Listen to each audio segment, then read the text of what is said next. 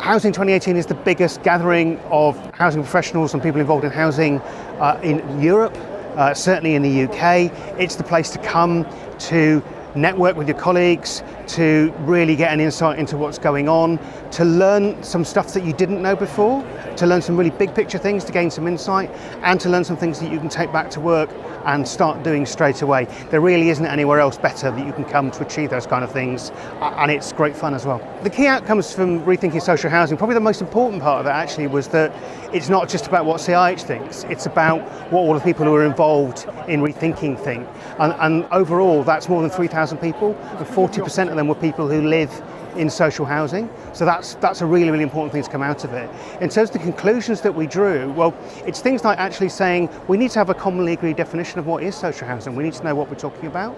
It's really clear that there's more to do in terms of giving a proper voice and proper involvement to tenants and residents. There's massively important work to do around affordability and making sure people can access a safe, secure home that meets their needs at a price they can afford.